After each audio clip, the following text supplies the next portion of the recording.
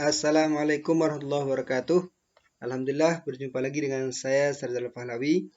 Pada malam hari ini saya akan membacakan berita tentang pergantian Panglima TNI.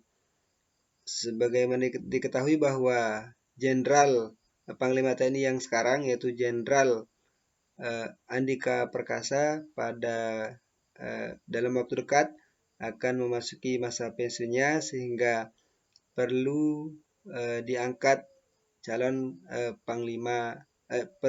Panglima TNI yang baru.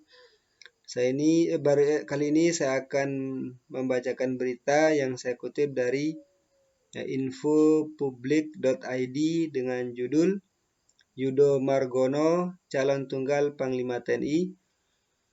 Ketua DPR akan ditindaklanjuti sesuai dengan mekanisme.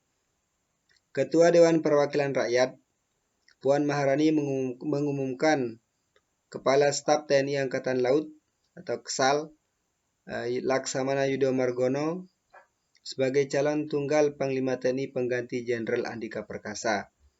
Hal tersebut berdasarkan isi surat Presiden atau Surpres tentang calon Panglima TNI yang diserahkan langsung Menteri Sekretaris Negara Mensesnek Pratikno. Kami pimpinan DPR akan menindaklanjuti terkait dengan mekanisme yang ada.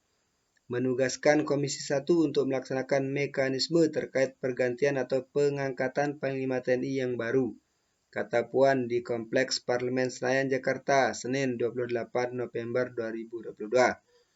DPR dikatakan Puan punya waktu yang cukup untuk melaksanakan semua mekanisme sesuai undang-undang mengenai pengangkatan dan pergantian Panglima TNI dan memastikan tidak ada yang terlewat. Panglima TNI Jenderal Andika Perkasa akan memasuki masa pensiun pada tanggal 21 Desember dan memasuki masa pensiun sebagai TNI yakni 1 Januari 2023. Artinya DPR mempunyai waktu yang cukup untuk kemudian melaksanakan semua mekanisme, jelasnya. Di akhir Puan menjelaskan bahwa tidak benar jika ada spekulasi yang mengatakan ada upaya perubahan nama calon pengganti Panglima TNI. Ia menegaskan jika pihaknya baru menerima surprise tersebut hari ini. Sekali lagi saya sampaikan surprise baru saya terima hari ini. DPR baru menerima hari ini, tidak ada surat kembali atau pergantian atau wacana merubah nama yang sudah ada. Minggu lalu diganti minggu ini karena memang suratnya belum ada, tutup Puan. Jadi perlu pemirsa ketahui bahwa mekanisme pengangkatan Panglima TNI ini menggunakan kita ketahui bersama bahwa di TNI itu ada 3 matra. Yang pertama Angkatan Darat, Angkatan Laut, dan yang terakhir adalah Angkatan Udara. Nah, untuk pengangkatan Panglima TNI ini secara bergiliran diangkat dari 3 matra tersebut. Misalnya sebelumnya ada Gatot Nurmantio, beliau berasal dari Angkatan Darat.